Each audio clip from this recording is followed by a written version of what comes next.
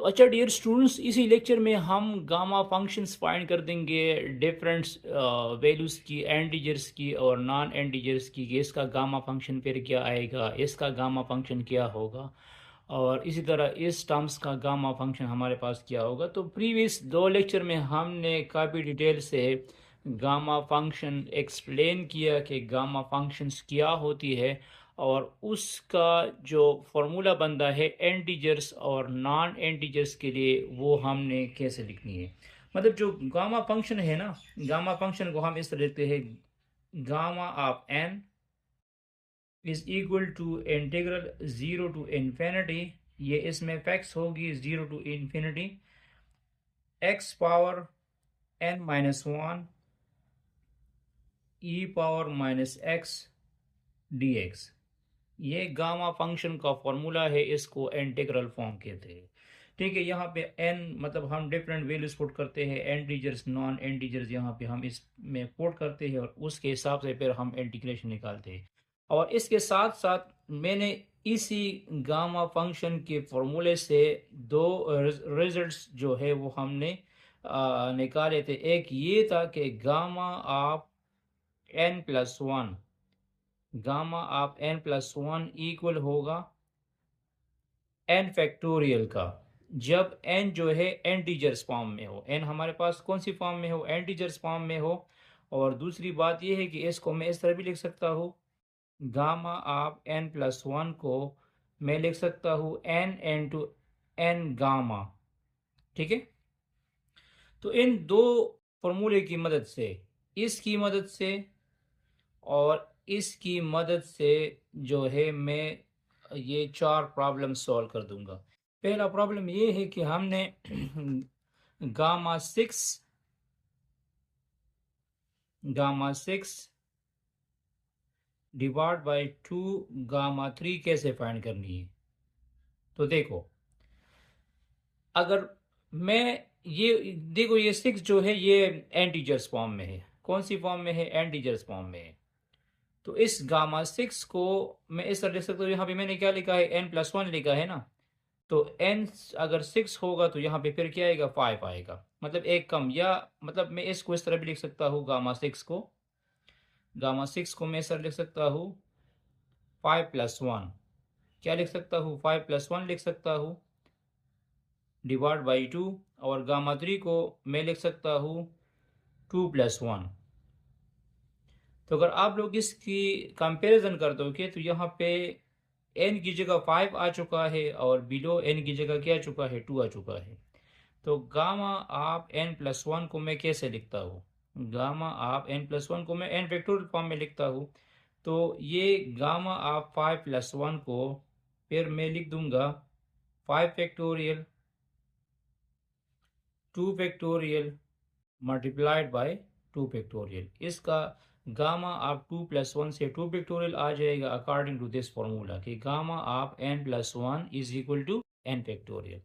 और five factorial की expansion कर दो, five multiplied by four multiplied by three multiplied by two factorial divide by two factorial into two factorial. तो ये दोनों कैंसिल हुए और ये इसके साथ कैंसिल हुआ, तो क्या बना, फाइव टू थ्री, तो इससे आ जाएगा 30। तो हमारा जो पहला आंसर आ चुका है वो क्या है, 30। नंबर टू, हमने ये दूसरा कैसे, मतलब इसकी इवाल्वेशंस करनी है। ये जो दूसरा प्रॉब्लम है, सेकंड प्रॉब्लम है, यहाँ पे देखो हमें क्या गिवन है, gamma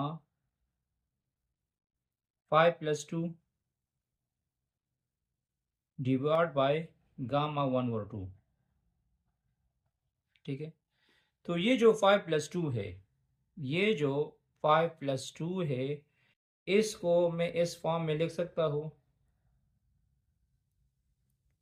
three by two plus one form में, क्योंकि three by two plus one से वापस फाइव बाई टू आ जाएगा और डिवाइड बाय गामा वन और टू। तो अब ये दूसरा केस यूज करोगे, gamma of n plus one, gamma of n plus one is equal to n into N gamma. तो यहाँ पे n की वैल्यू क्या है, 3/2 है। तो अगर मैं ये कंडीशन यूज़ करूँगा, इसी कंडीशन को यूज़ करके फिर मैं लिख सकता हूँ 3/2 gamma 3/2 n into N gamma, तो n की वैल्यू यहाँ पे 3/2 हुई, डिवाइड बाय, ये मैं अपनी जगह पे लिख दूंगा, इसमें मैं कोई चेंजिंग नहीं कर दूंगा, क्योंकि मैं ऊपर वाले टर्म्स की इवाल्युएशंस कर दूंगा तो उसमें 1/2 आ सकता है। अगेन इस पे अगेन ये वाला कंडीशन अप्लाई करो, मतलब इसको दोबारा, इसमें दोबारा n+1 कंडीशन फाइंड कर दो या n+1 वैल्यूज निकालो। तो 3/2 मैंने अपनी जगह पे लिख दिया, 3/2। और ये जो गामा 3/2 है, इसको मैं लिख सकता हूँ 1/2 + 1, क्योंकि 1/2 + 1 का जब मैं दोबारा एलसीएम लूँगा तो इससे 1/2 आ जाएगा।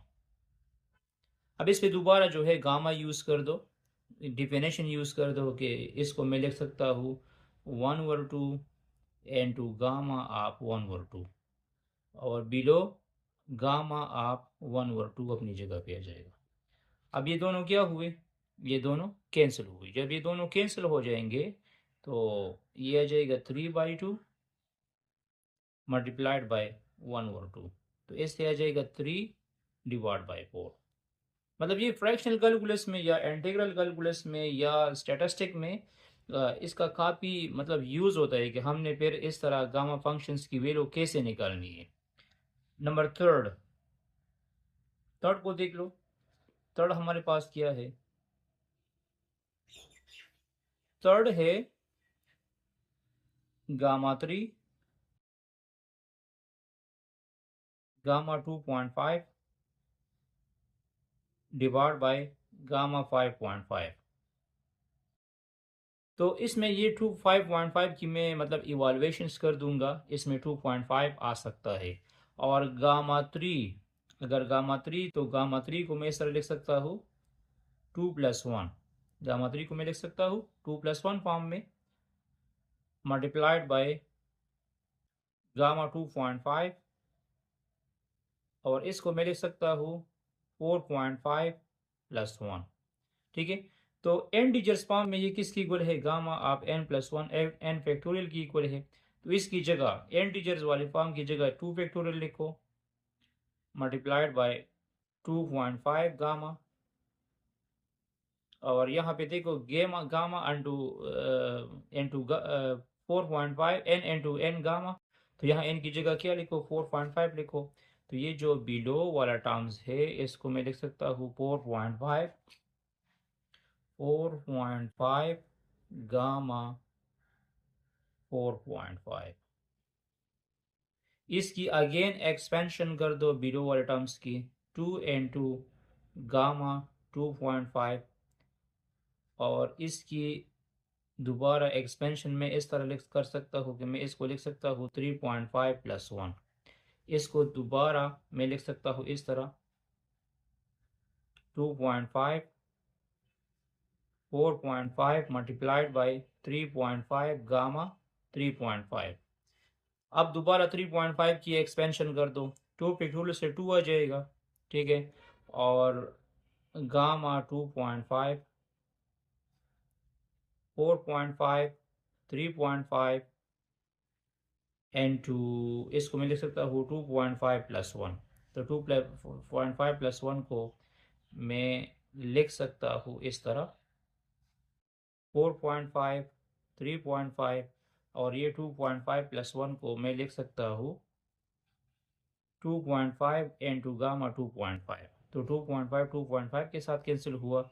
बाकी इसकी मल्टीप्लिकेशंस आप लोग कर सकते हैं, तो ये आ जाएगा 2 मल्टीप्लाइड बाय 4.5 3.5 और 2.5। तो इसको कैलकुलेट कर दो, यहाँ पे अपना आंसर लिख दो, ठीक है। और इस तरह प्रॉब्लम 4 को देख लो। 4 नंबर प्रॉब्लम, यहाँ पे देखो, यहाँ पे है 6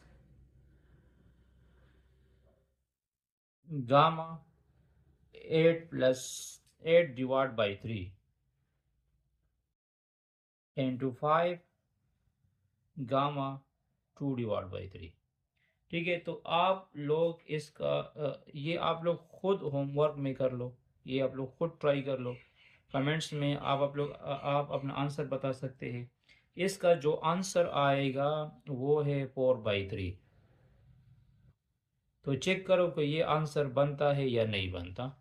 कमेंट्स में आप लोग हमें फिर बता सकते हैं।